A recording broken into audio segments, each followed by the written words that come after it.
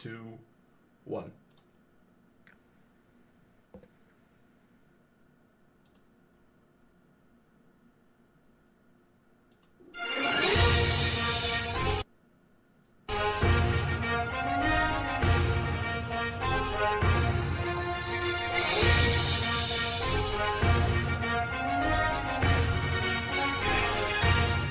Good morning, good afternoon, good evening, or it's 2 a.m. good already. This is Eagle Eyes on Tech. I am Eagle Falcon, and joining me today, he's finally back. Founded from parts unknown, Regret the Van. How are you doing today, Regret? I am doing really well. That is fantastic. So, a lot has happened while you're gone, but most of it has just happened this last week. Computex 2017 has come and gone, and it has dumped everything in our lap in the world of tech hardware. Starting with the mythical, the legendary, the unicorn of tech CPUs, the Intel Core i9 now officially exists.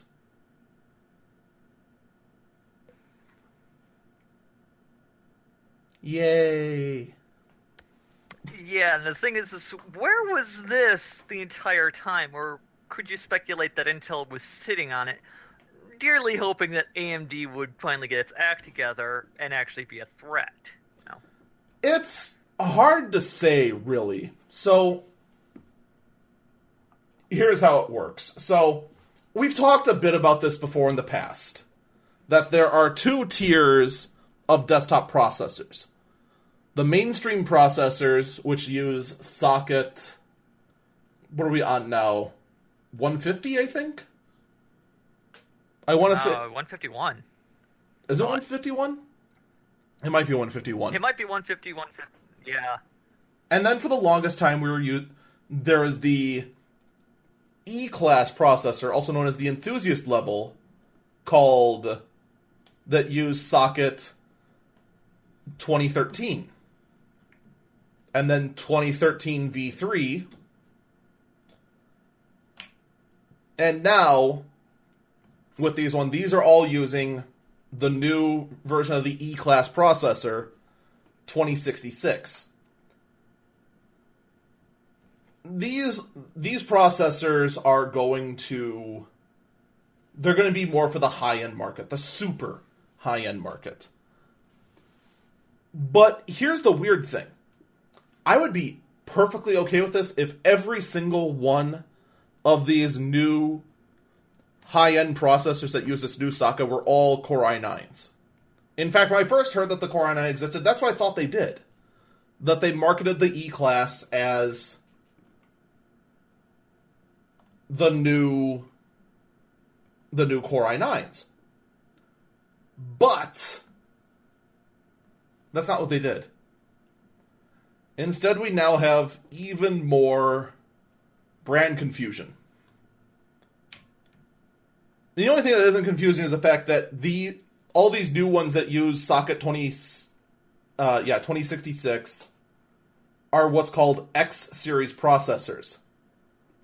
But there is 1 Core i5, 3 Core i7s, and 5 Core i9s. 5 Core i9s. 5 Core i9s. Why? And, in fact, actually, to make this even more confusing, normally how this works is that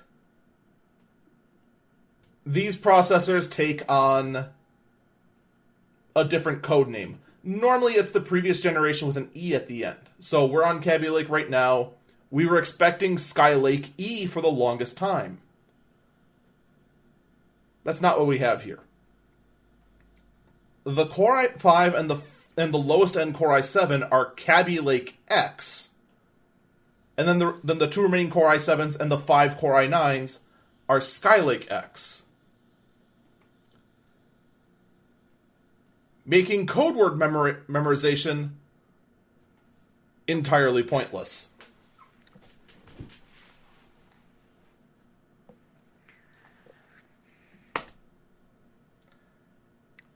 Yeah. Now, I'm going to throw this out here. So one could suppose that the X now stands for, say, expanded? Extreme. I guarantee you. That was what I thought that's what the E would stand for. No, the E stood for enthusiast. I think.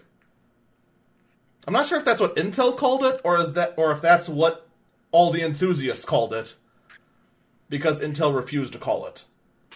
Of course, this could also be Intel that goes, well, it's got a letter. What does the letter mean? I have no idea, and I'm not going to tell you. What's the letter mean? It's a letter.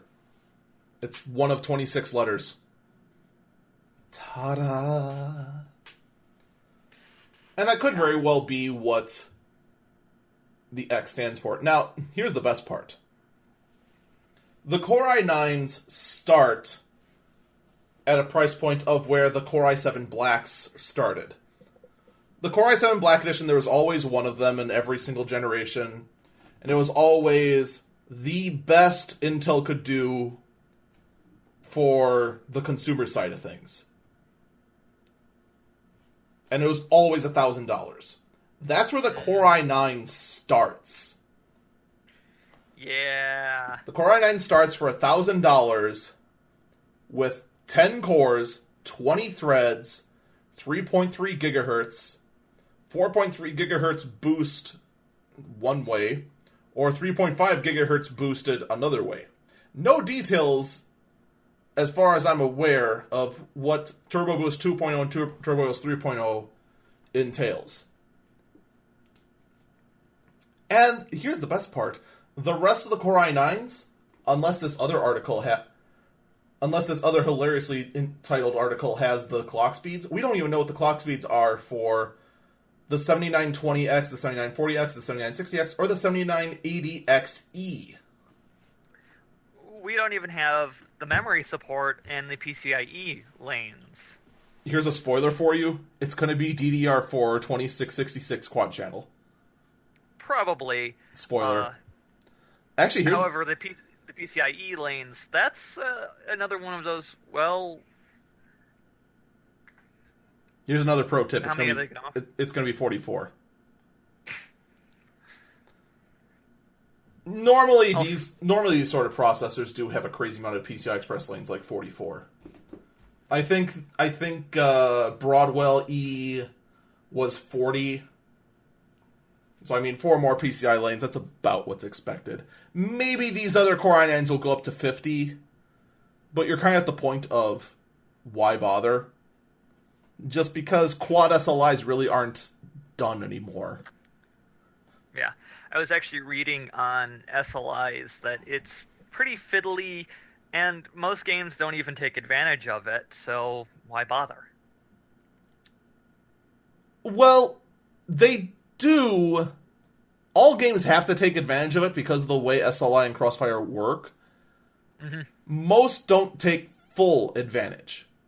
Because the way SLI works is that on NVIDIA's side, it forces the 2 graphic cards to work as one.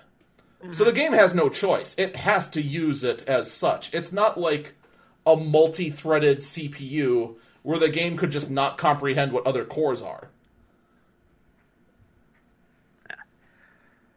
It's just that there are other things that the game could take advantage of that it doesn't most days. Mm-hmm. The other thing you have is with tearing and other such with SLI cards, but like I said, it's not really done much anymore just because graphic cards are crazy powerful unless you're AMD. Yeah. AMD, that's a hint to pick up the pace. You know, release real graphic cards. Hint, hint.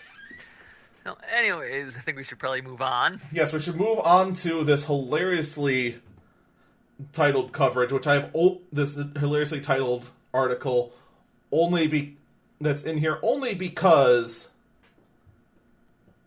there's a few updates about some of the pricing, and also any article that's titled "We interrupt our Computex coverage to bring you Computex coverage" instantly wins in my book. Yeah, so that's pretty much the equivalent of a news station like CNN going, we now have live coverage of this event. They switch to live coverage and they go, we interrupt our live coverage to bring you live coverage of the exact same thing. That is just like, why? We bring you breaking news. We interrupt our coverage of the stock market closing to bring you the stock market closing. Yeah. Brilliant. It's just brilliant. Mm-hmm. But here's basically what it boils down to. Like we said, they did confirm the Core i9 will start at 1,000. The Core i7s, on the other hand, which actually start off pretty well, that starts at 4 cores with 8 threads and can go up to 6 cores and 8 cores with double the thread counts as such. Those start at $390. Wait, hold up here. Yeah, no, I take that back. They start at $340. The lowest end is Kaby Lake X, and the rest are Skylake X, which I still am not 100% certain as to what that really means. The biggest thing this does bring, though, is that with this update, it also introduces the X299 chipset, which then replaces the old X99 chipset. Yes. So naturally, guess what that means? Go ahead, because I'm not going to get it. Every other motherboard maker instantly released all of their X299 motherboards.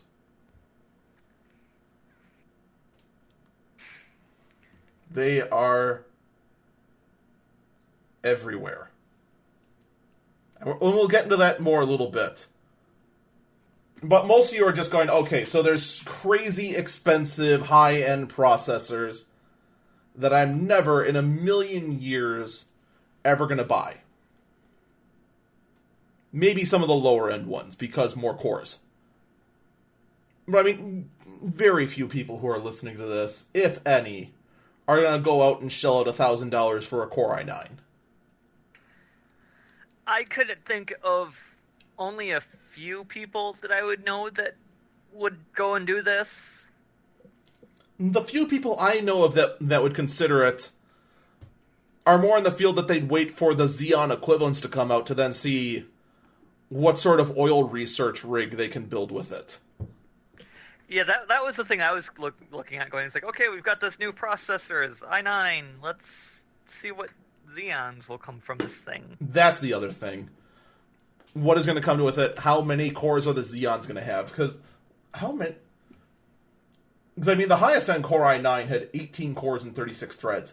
That's close to what Xeons have now. I want to say the top tier Xeon, off the top of my head, is 22 cores.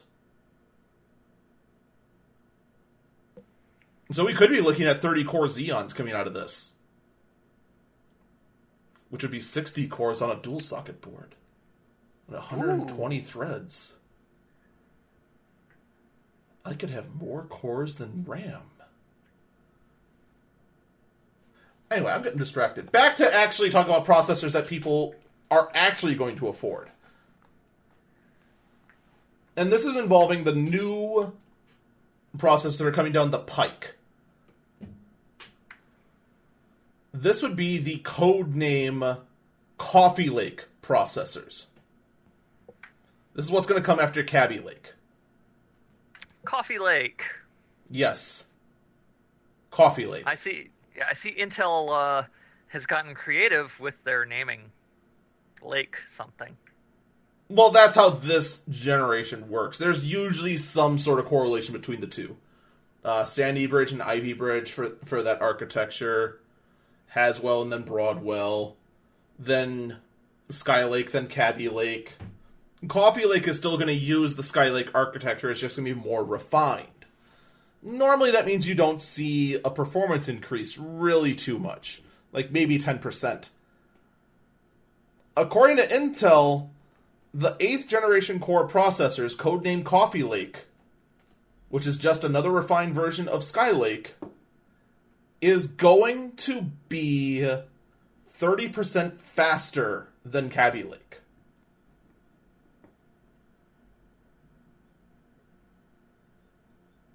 Yeah. All right. And this is marketing, so we're faster than AMD. Are you actually faster than AMD? Well, for starters, yes. They are, by a little bit. On the other hand, though, oh my god, Intel has to try. Intel actually has to try now. That is... You have any idea you know how happy that makes me? Do you have any idea how happy that makes me? That Intel is no longer going to go, oh, I'm just going to do this and you guys can go. I'm just going to set my processors to be ridiculously priced and you guys can't do anything about that. Like, and now AMD is going, all right then. Yeah, finally AMD can make Intel go, you know what? You can do better, right? Well, of course we can. Well, then do it. We don't have to. Slam chip on the table. Now you do.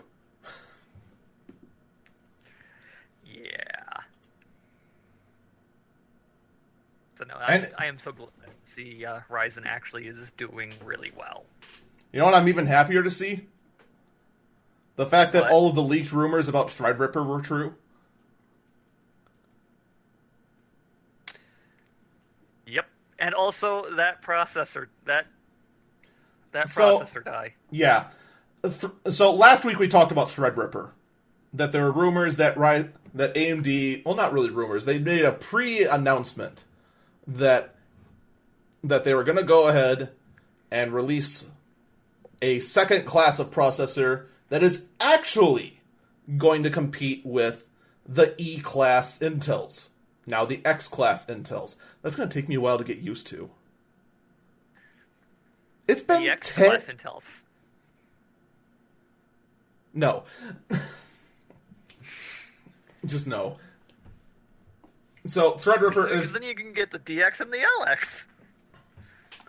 But here's the thing that's a little disappointing. Threadripper, unfortunately, to compete with the new X-Class, it's somehow... I already lost the tab. It somehow already is launching with less cores than Intel. That's a little disappointing, because that was like the one thing AMD always had on Intel when it came to Ryzen versus Kaby Lake. Ryzen had more cores, and therefore workstation applications would work better. Threadripper at top is going to be 16 cores. The Core i9 at top is 18. So they're short by 2. They're short by 4. 2. 18 minus 16 is 2. Yeah. We can math. I can math. Actually, it might come down to a price game. It will. Yeah, the Threadripper might have 2 less cores and such, but if it is, say, in the $500 price range, I doubt it would be there, but even if it's in like the $600, $800 price range, I'd see that the Threadrippers would sell more and force Intel to drop, pretty much go into price wars. Which, thank God. We have been needing an AMD price war for a long time. Or an AMD and Intel price war for a long time. As opposed to the NVIDIA and AMD price war we've been getting. Though, granted, still needed.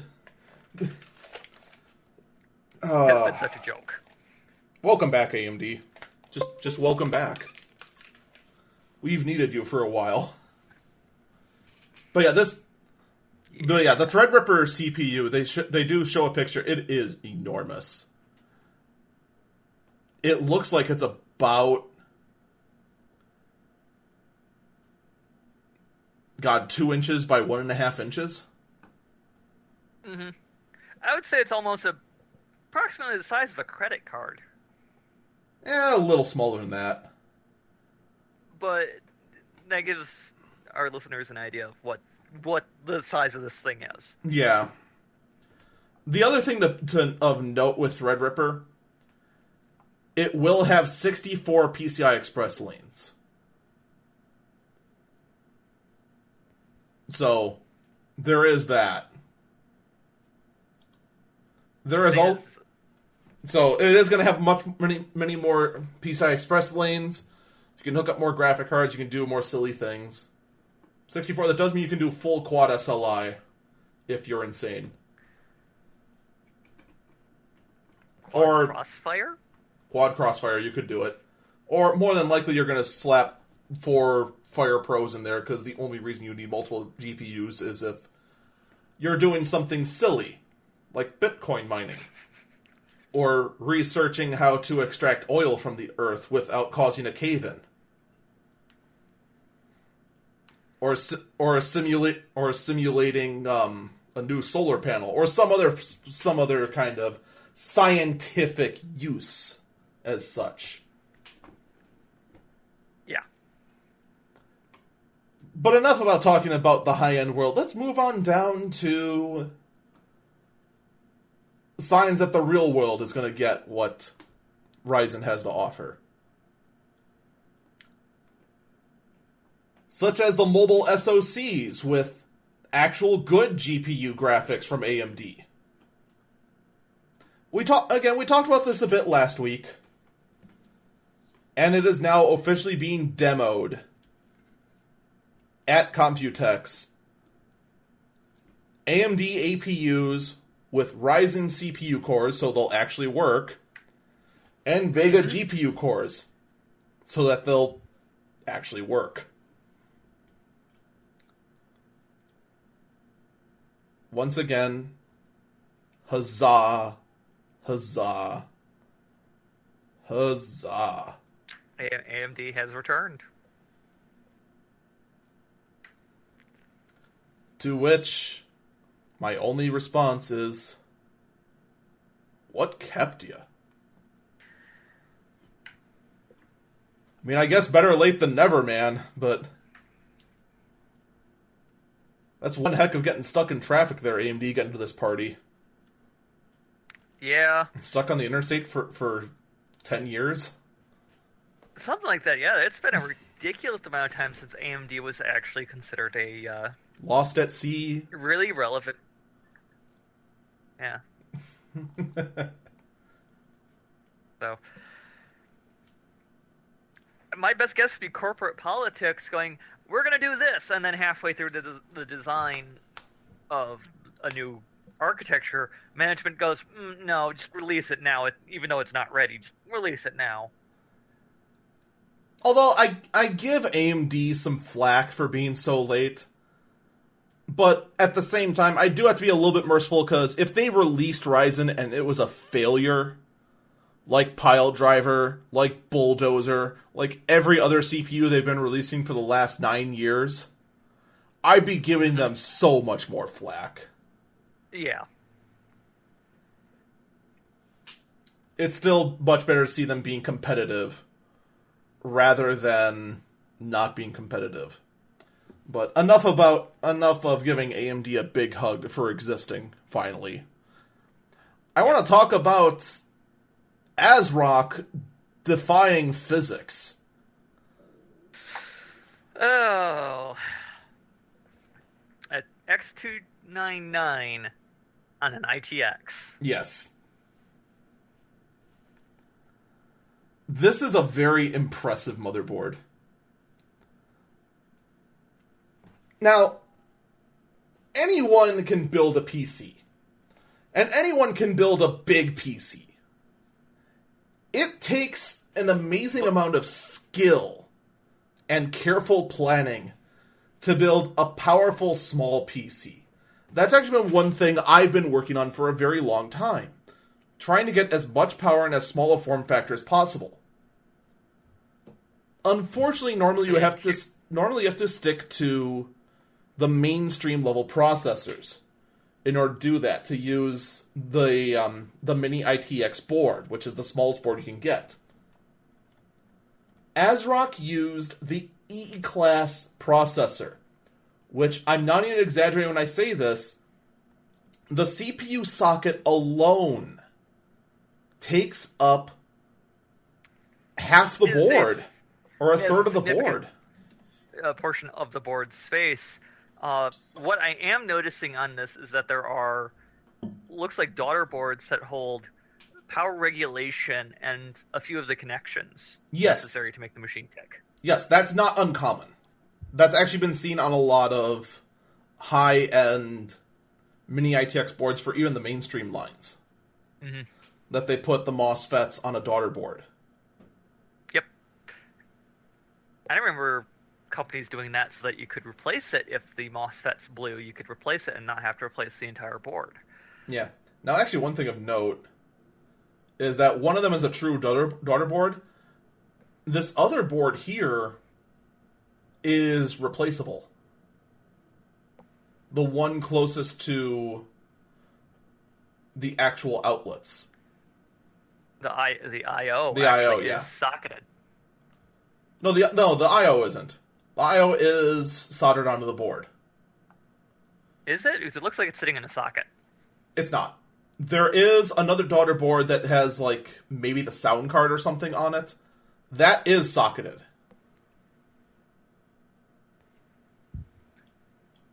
I'm looking at the close-up of it. The other thing I've noticed is that this thing has 4 RAM slots, which it actually does need because of the chipset. The chipset is quad channel, so it needs to have at least 4 RAM slots. They're all SODIMMs. They're all laptop-sized memory modules. That's the only way they could fit it, with the processor taking up, I'd say, about a quarter of the space on the motherboard. Oh yeah, and it's adorable.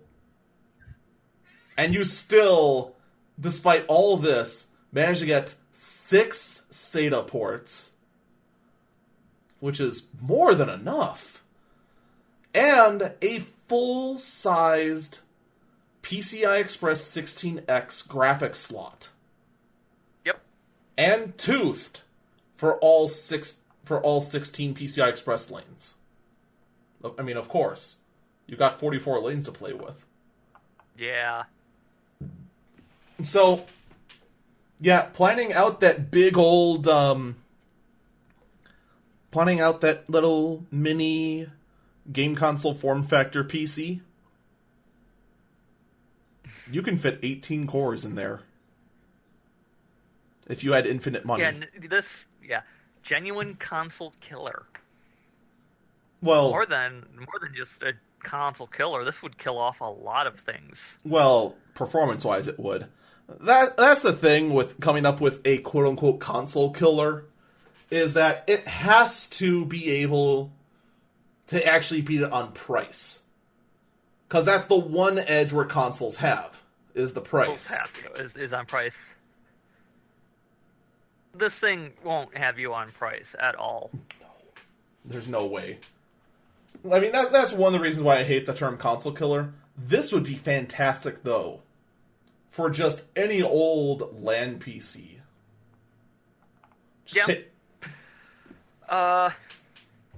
Be the most adorable little showboat computer.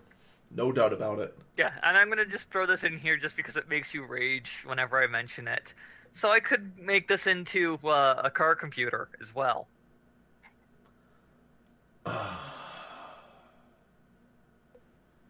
Yes, you could, in fact, make this into a computer that would run in a car. You could, in fact, do that. The real question is, why? I mean, first off, that's a lot of power to draw off your car battery. It is. Heck of a lot. But on the note of car computers, by the way, this motherboard does have built-in Wi-Fi, 2 gigabit Ethernet, and branded audio. Nichikan audio, which... I'm just going to call it branded audio. It has a name. I have Yeah, no it has idea a how name, good they however- actually are. Well, Nichicon, I believe, I think I've heard that name before used on capacitors. No, we need to move on anyway. I'm going to play a game with you. What do you think the current price of bitcoins is? Just take a guess. Any guess. Well, since I'm not actually looking at the site currently, All right, well, now you're cheating. yeah, no, I'm cheating. My point is that if you didn't actually look up the price right now, you would have guessed maybe a 2 or 3 digit number. Probably the highest I'm willing to bet you would have guessed after the great crash, how long ago was that now? 3 years ago? 2 years ago? Something like that? Before the great crash, where it dropped from 1,000 down to 400 overnight, you would have thought they were worthless. Someone brought this to my attention last week. Bitcoins right now, as of broadcast right now, are $2,540.77. Well, actually, I just dropped on my After screen. I just said that, they have now dropped to $2,539.74. Are you going to drop again? No? Okay, then. I mean, they actually just altered again. Regardless. The point being is that Bitcoins are way up.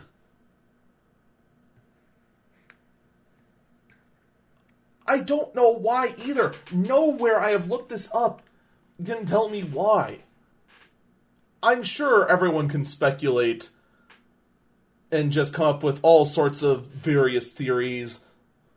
Oh, places have less faith in oil. Oh, we don't like this leader. Oh, we don't like that leader. Oh, and all these other reasons. It's just like... So you're going to go turn your faith to a baseless currency? Yeah, and I'm looking at the curve, and it fits into an exponential curve model, so what the heck? Now, granted, there was a decent drop just a few days ago. Mm-hmm. In fact, wait a minute. Is that last week Saturday? That is... The 27th. When was the 27th? May 27th. Yeah, that was last week Saturday. Last week, it actually just went from a drop from... It was at... It was a drop of like $300. $400. Yeah, $400.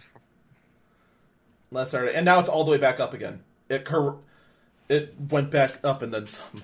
Oh, good lord! And again, it's still It's like watching the stock market. Except I can always come up with a reason why the stock market might do something. Oh, hey, look, the price of Apple dropped. Hey, look, it's because they haven't done anything in a while. Oh, hey, look, the price of Apple went up. Oh, it's because a patent was revealed that they might be working on spaceships. Oh, the price of Tesla Something went like down. that. Oh, look, the price of Tesla went out. That was because Elon Musk went ahead and said, you know what I'm going to do today? I'm going to go make a drill machine to drill tunnels under LA because I'm smart. And you have to mention that he didn't have permission to do that. Yeah, there's that too. But there's always a reason, no matter how stupid it is, that the stock market goes up or down. Even if the reason is because a child sneezed in New York. Yep. This has no reason. There is no reason that this currency is now worth so much. However, I am going to do a speculation. Ransomware, since ransomware famously uses bitcoins, is now, if the currency stays high or continues to climb, that's going to make ransomware extremely profitable. That's right. I forgot the name of the ransomware we talked about 2 weeks ago. That did in fact ask for a payment in bitcoins. Yeah. Maybe that's why. Oh, it doesn't matter. In the grand scheme of things, bitcoins are worth more. Do your best to keep your machine updated so you don't get hit with ransomware. And if you feel like you have too much money and want to try and get in on some of that sweet, sweet Bitcoin mining, ASRock did in fact launch the motherboard for you over at Computex.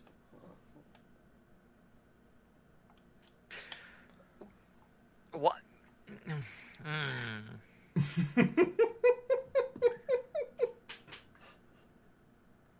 Introducing the ASRock H110 Pro BTC Plus motherboard with 13 PCI Express slots. And most of those look like to be 1X slots with one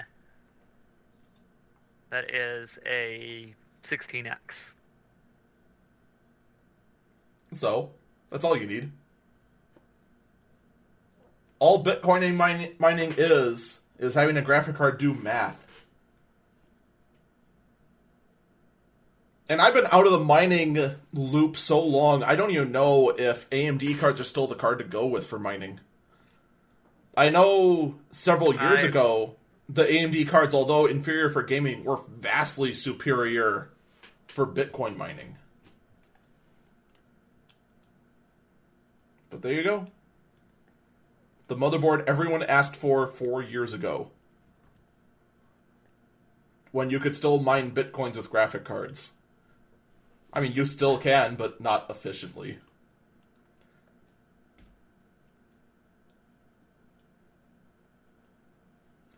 $12 PCI Express 1X slots. 1X slots. And here's the best part about it. There's also a single PCI Express 16X slot, which the writer of the article, Tim Very, assumes for mounting a SAS card for burst mining or running storage. Not for running another graphic card. Yep. Just, I actually have nothing to say on this particular unit because I'm just looking at it going, first off, was this a thing that anybody wanted? Yes. For Bitcoin mining, yes. But how big of a market is that to actually justify the man hours spent designing that motherboard?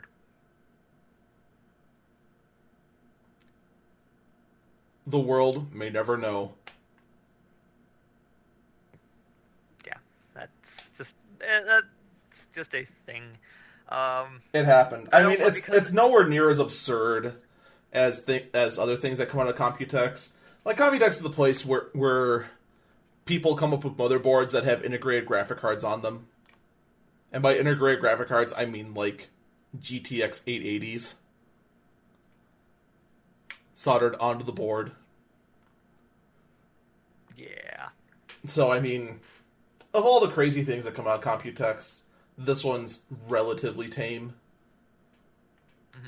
In the fact, other thing is that the thing won't, because it's an extended ATX board, whatever that terminology is today, because it happens to change a lot. Anyways, a fully loaded machine isn't going to stack nicely with others of its type. You're just going to have a wall of these super tall ATX towers, or not, just a wall of these boards hanging haphazardly. There's got to be a better space to cost solution than that. well, more than likely. I mean, the form factor, by the looks of it, looks like it's an XL ATX. So, you're going to be more efficient putting it in a rack. More likely a 4U rack box. That would just be the I.O. and then graphic cards stacked side to side with that whole thing.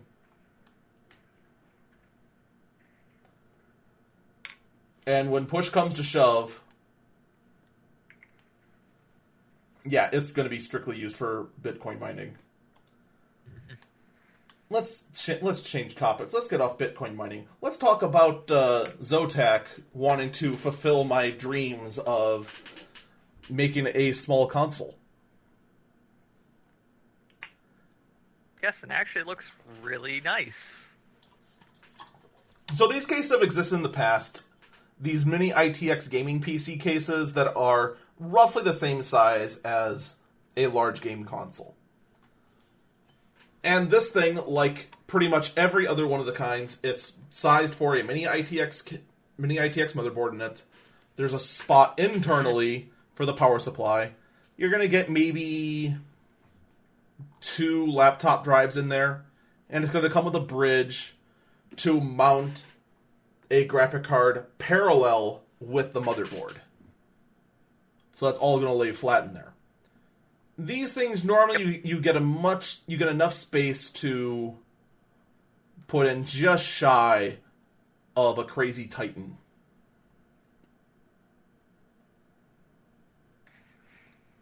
Now, unfortunately, we don't have the dimensions of this one.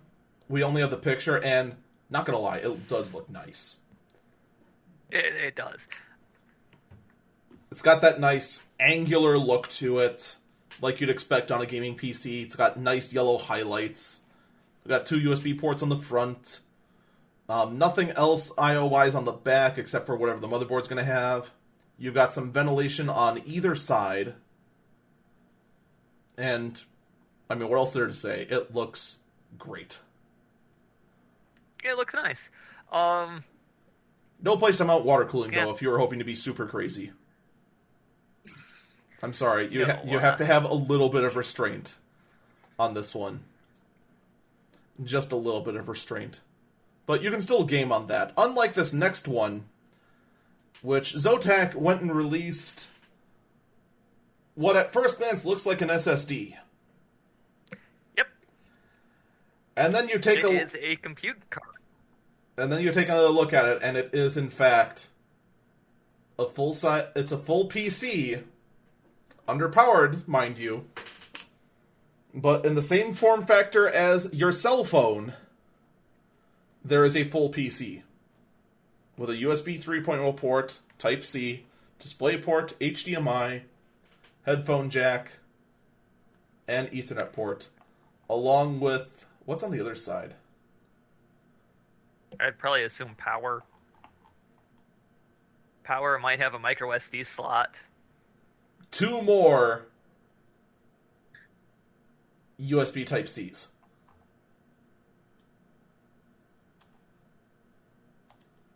So yes, we have 3 USB Type-C ports, which means one of them is going to be your power. But here's the killer, and this is the thing that you wouldn't guess from it. Unfortunately, I don't think this thing actually says what its full specs are. Yeah, Zotac hasn't released it yet. Supposedly, they claim this can power 2 4K displays. I think that'd be pushing it on given the size of the machine. Sure, you can make 2 4K monitors with a 2D background, nothing fancy going on, but I would guarantee as soon as things start even remotely loading down, like I'm just going to have it draw a 3D cube and rotate it, the thing might start stuttering. See, I look at this as a great survival tool. It's fantastic for the urban warrior on the go. You have a pocket-sized computer, you can power 2 4K TVs, and as an added bonus, while powering those 2 4K TVs for entertainment, you can cook your breakfast on it. Because yes. Let's be honest, if it can in fact do that, it is going to get hot. Yep. It is going to get crazy hot. So, would you like to make some bacon? Only if it can be cooked by my new Asus ROG Strix, which Asus is claiming to be the world's first 8-core laptop powered by Ryzen.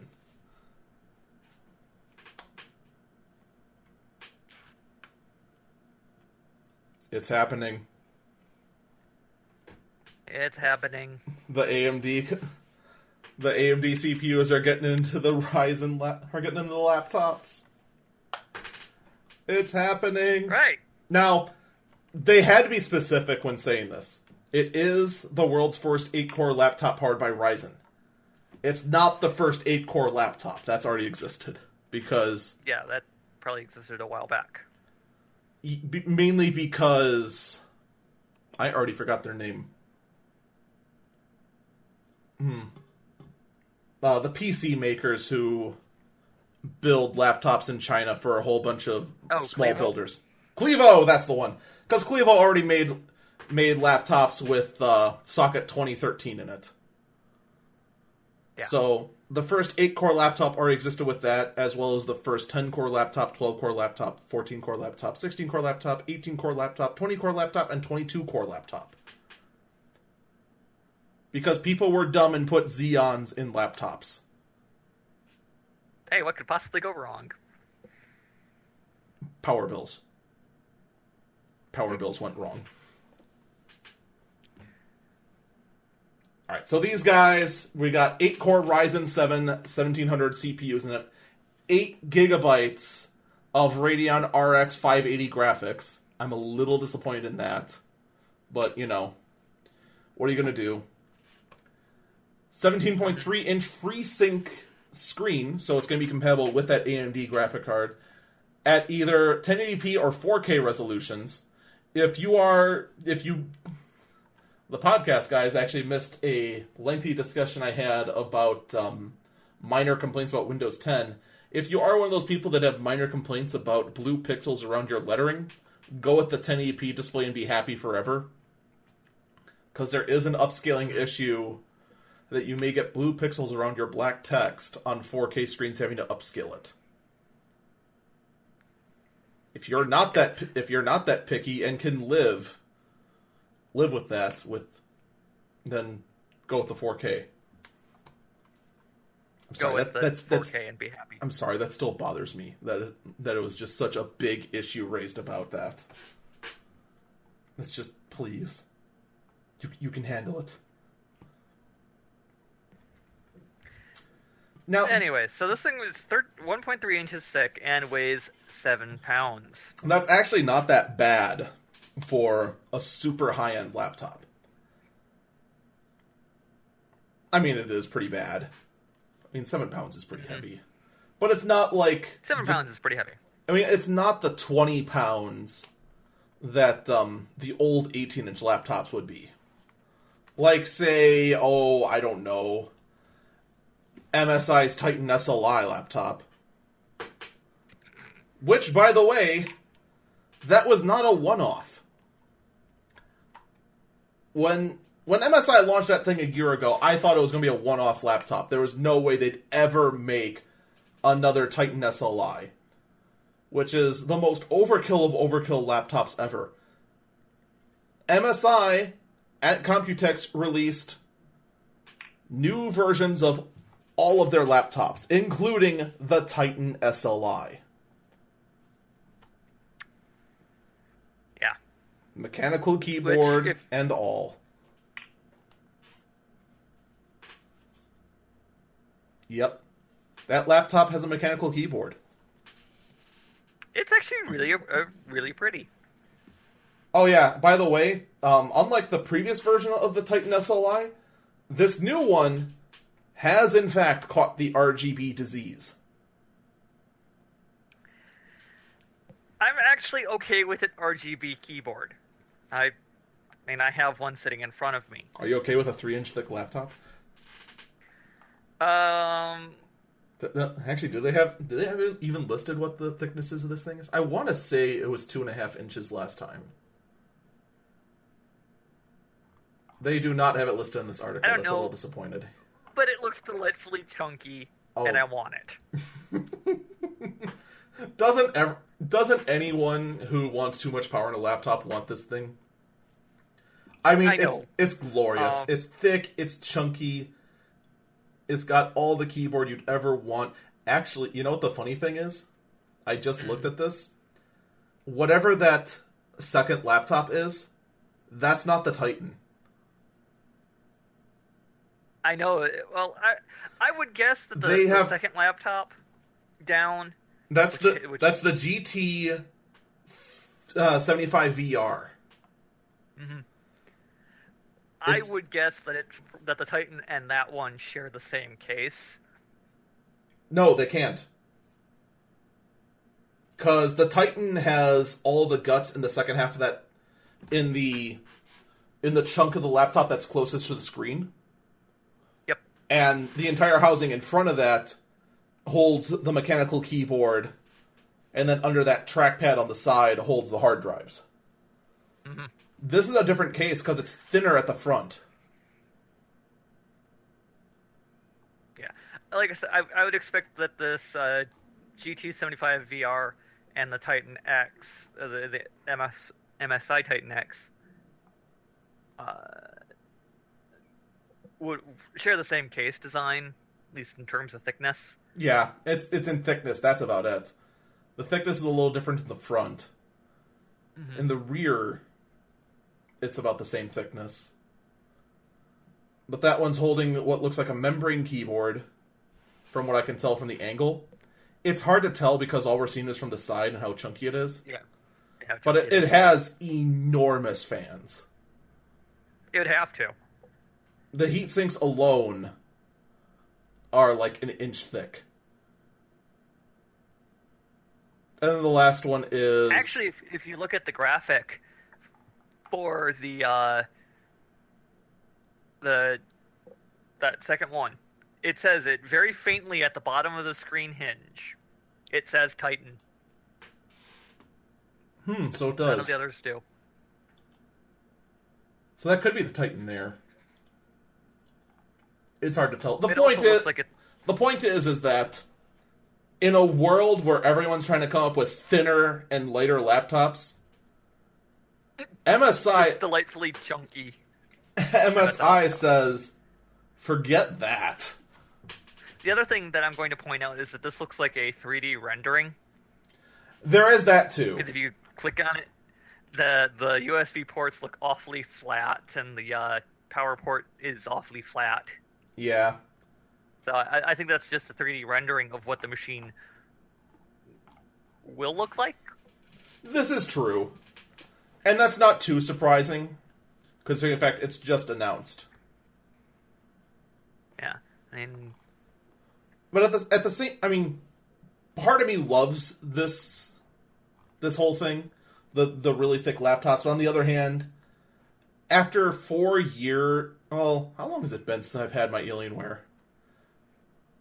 I mean, first off, I'm surprised Alienware isn't saying screw that and making thick laptops anymore. They're starting to switch to thinner laptops, and that kind of disappoints me. But I mean, 3 years of lugging around a 20-pound laptop, I'm kind of glad I switched to a thinner one. One that's thinner and only weighs 5 pounds. However, it's not just the PC manufacturers trying to figure out how to get thinner. NVIDIA also is trying to figure out a way to get their graphic cards thinner, to get them lighter, so that they can work inside thinner laptops. They're actually talking about a design called Max-Q. Max-Q. To try and help with this thickness issue.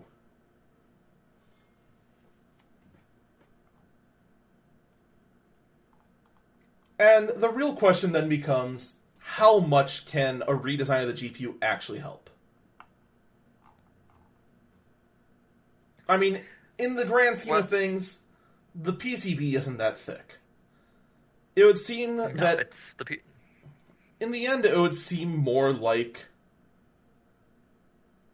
the thickness problem comes from cooling it. Yep, that's where I was going to go from, is that the thickness has always been determined by the heat sink. So how do you get the GPU to be cooler? Well, you can underclock it, you can undervolt it, but then you take your performance hits from those two sides. And unfortunately, NVIDIA isn't showing us the guts of what makes Max-Q work. We haven't seen that yet. Down the road we will, because there are far too many people like me who love to see the guts of computers to see how it'll work in the end. Yep. But the proof is in the results. Take the ROG Zephyrus, for example, a laptop that was shown at Computex. This is a gaming laptop with a Kaby Lake 7700 HQ CPU in it, which is the highest end Core i7 you can get in a laptop without being stupid, and a full-size GTX 1080 in it, with up to 24 gigs of DDR4 RAM and up to a terabyte of flash storage. The laptop is only 18 millimeters thin. Yeah. That's insane. That's thinner than the MacBook Pro. And that's not using any hardware. Yeah, Apple, what now? I said it. Your MacBook now, Pro has no I want hardware. to point out is it uses the side hinge for the display. Yeah. So the display comes back. It looks like it's like, well, you've got these ports, these cooling vents on the back. You're going to open that laptop, and you've just completely closed off those back vents. There is that. Now, that can actually easily be remedied by... And unfortunately, it looks like this laptop doesn't do that, but we're also looking at a rendering of it.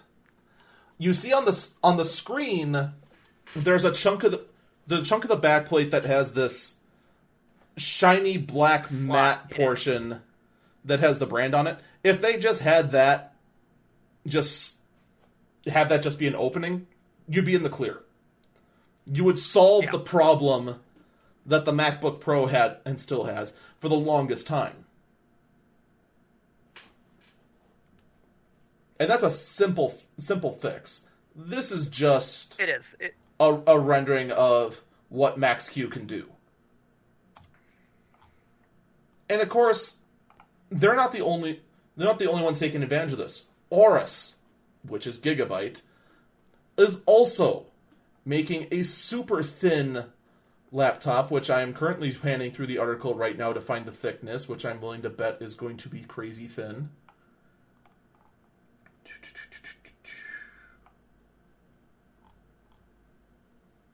The point is that they have the entire rear of it be much thicker and have the monitor come up roughly a centimeter in from the laptop, so that the exhaust ports are exposed.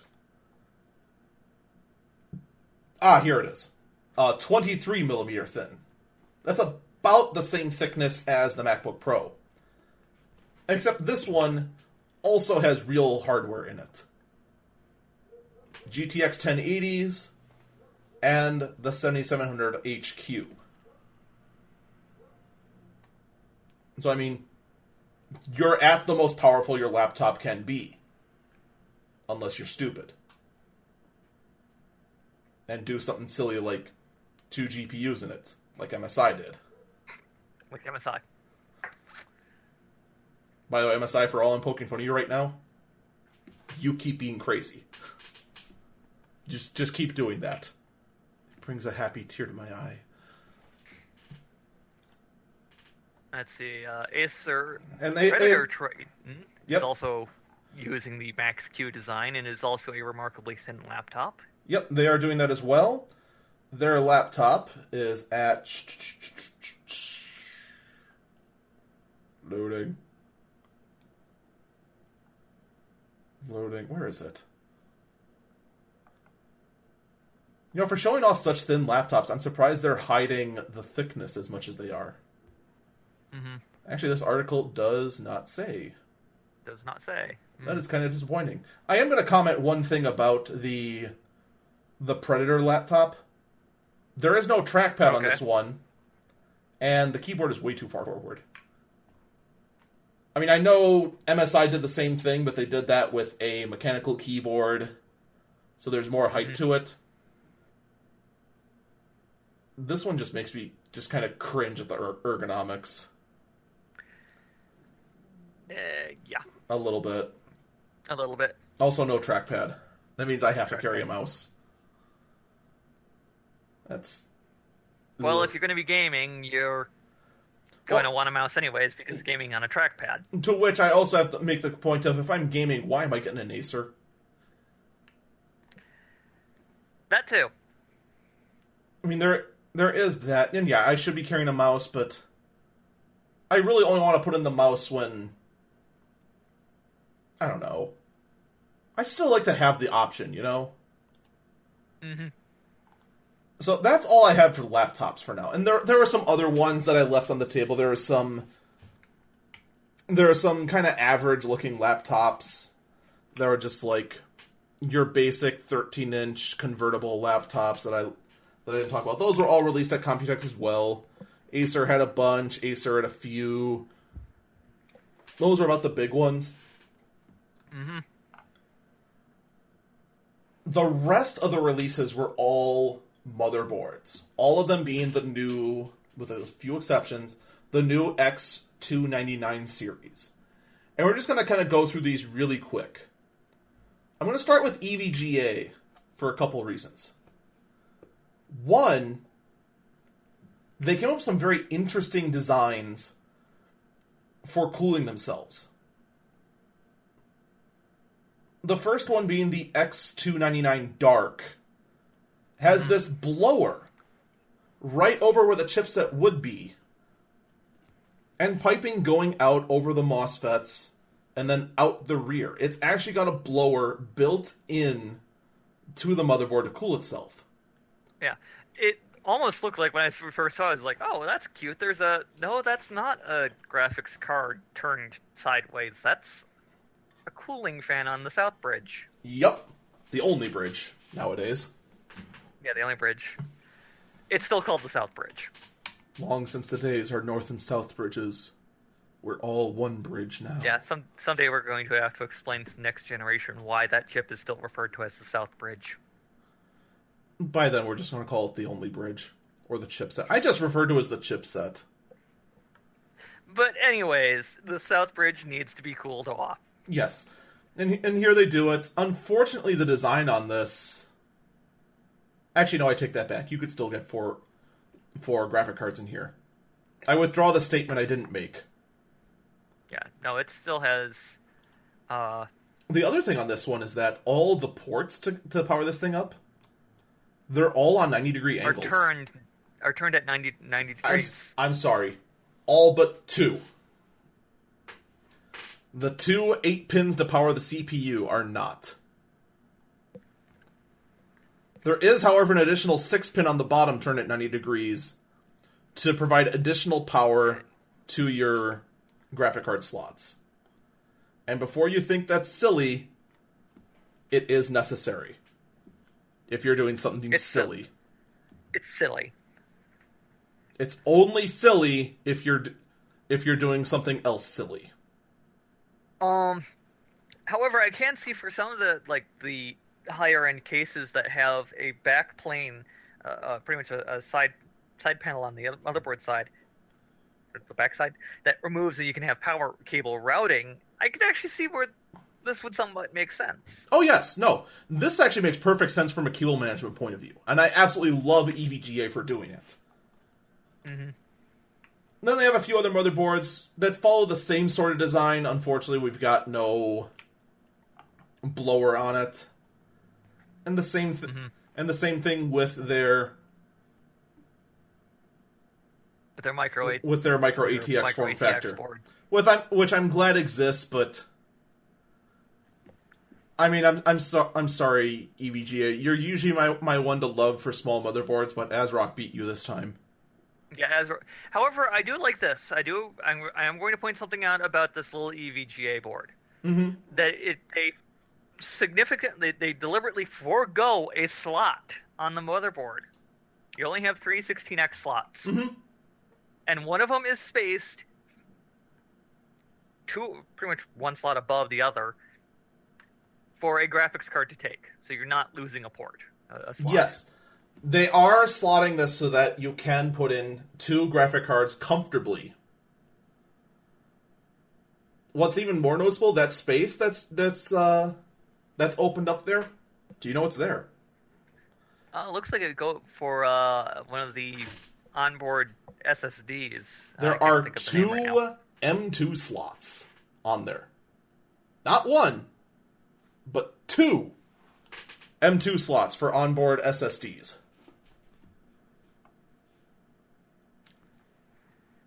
So, There's a lot of functionality on this board. A shocking amount. mm-hmm. Now, there's one downside. I don't see a second 8-pin for the CPU, so you might be restricted there.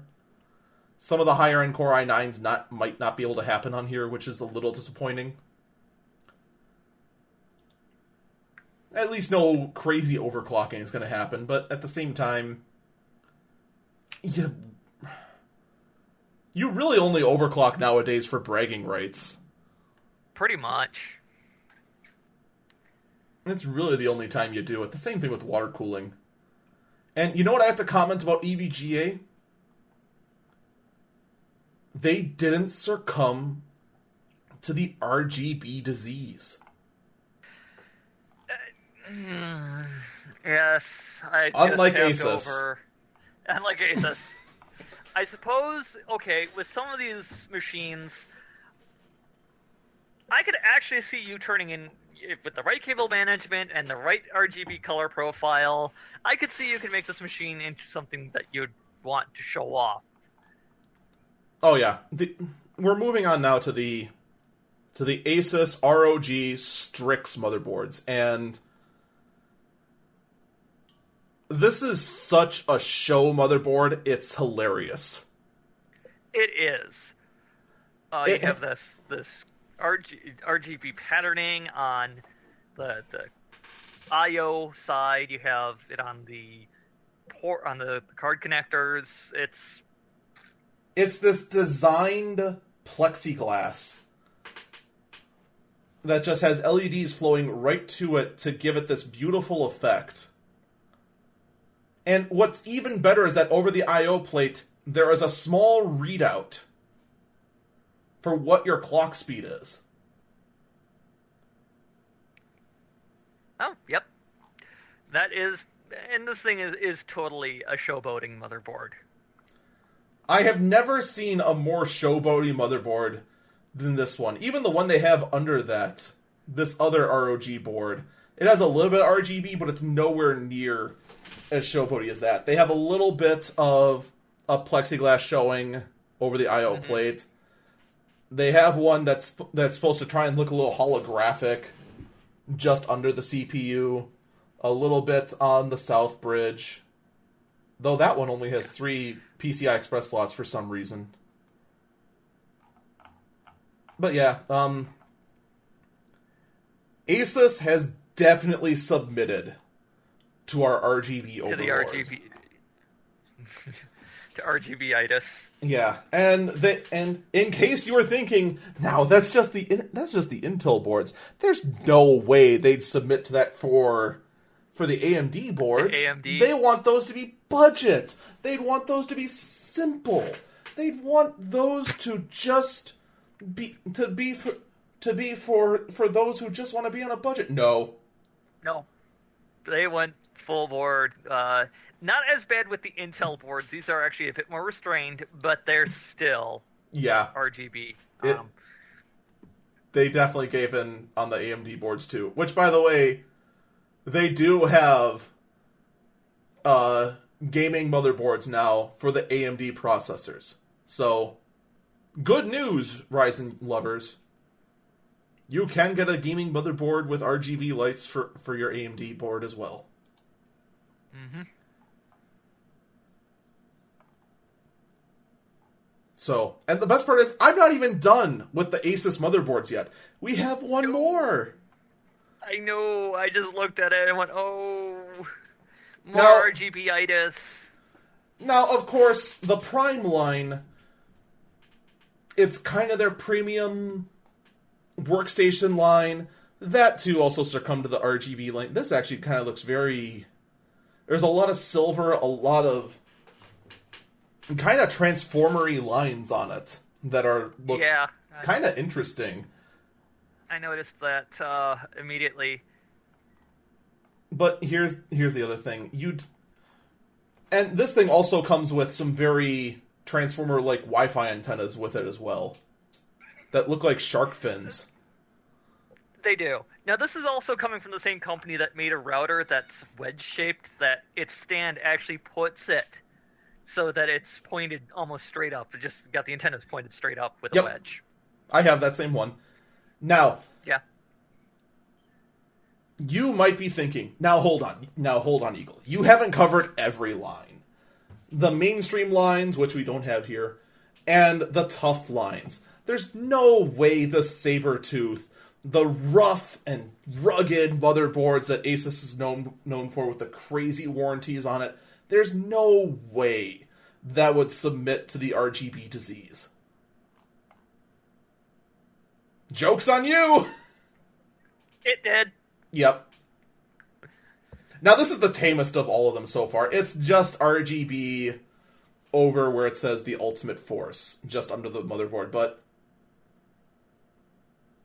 yeah, it's there too. It's there. Well, there's one thing I've been noticing. The first Sabertooth board, when it first came out, everything was covered and had dust covers on it. Yeah. This is nowhere near as dust-proof as the old boards used to be. But fun fact, the Tough X299 Mark I does have a blower fan over the south bridge. Yes. Or rather, in the south bridge. In the south bridge. Yeah, it's got this weird hex patterning over the fan, except for where the motor is exposed, so you can see yet another of the ROG stickers on the fan. That's actually the Tough sticker. That's a Tough sticker? Yep. Sorry. But I know, it's hard to keep track of all their branding. I don't blame you. Yeah, it's exposed there. This board that I got trained on, page 5. Yeah. The Toughs are always a good one to get, just because that warranty. 10-year warranty. Oh, jeez. Yeah. The machine is turned out to pasture in, 5. Exactly. Motherboard warranty, its entire usable life. And that we move on from Asus for an article I strictly put in just to say, hey, look at that. Someone at Computex had patriotic RAM.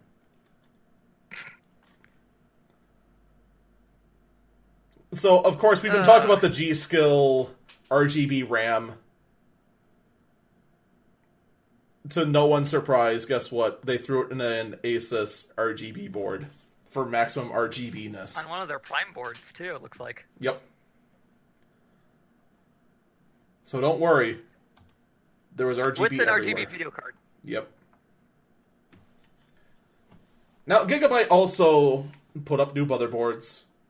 Aurorus released their X299 board. And I don't know how, but at first glance, it looks like they avoided the RGB... Oh, wait, no, never mind. They didn't. They didn't. It's got RGB-itis on it, too. Yep. However, compared to everybody else, this RGB-itis is a lot more subtle. Actually, it's not, actually. You see all that part that glows, that glows Unless orange? you're telling me those connectors are... Oh. The RAM slots are RGB. Oh, I stand thoroughly and... the PCI Express slots are all RGB. I thought those were painted. Nope. That Aurorus logo over the South Bridge is RGB. The Aurorus emblem and the highlights around it are RGB. It's all No, I genuinely RGB. saw that. It's like, oh, that's nice. It's got some nice coloring, that gold-black color scheme. I like this. This That's is nice. honestly what I thought too. It's like, oh, I actually like that. The gold and black, that really stands out. Oh, it's our RGB. It's RGB. I am, I mean, I love RGB, but make it stop.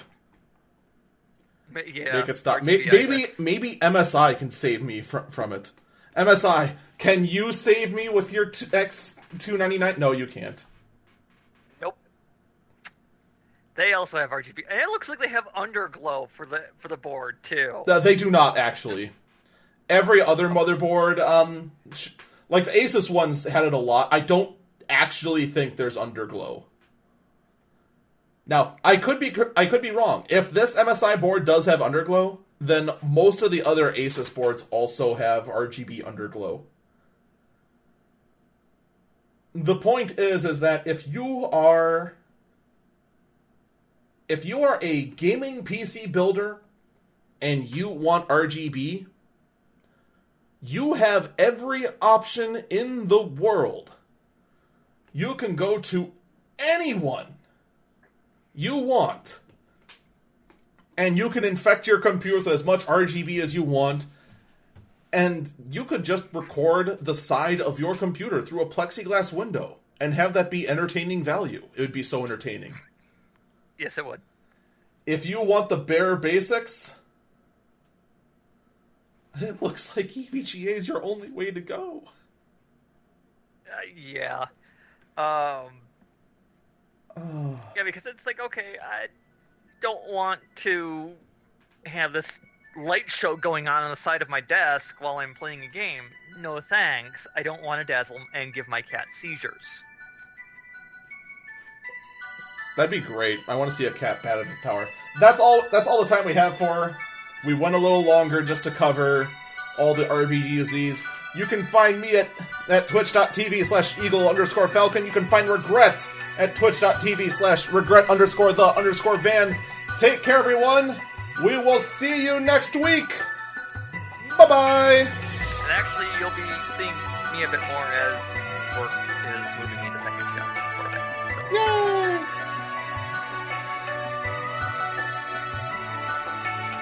Anyways, I'm out.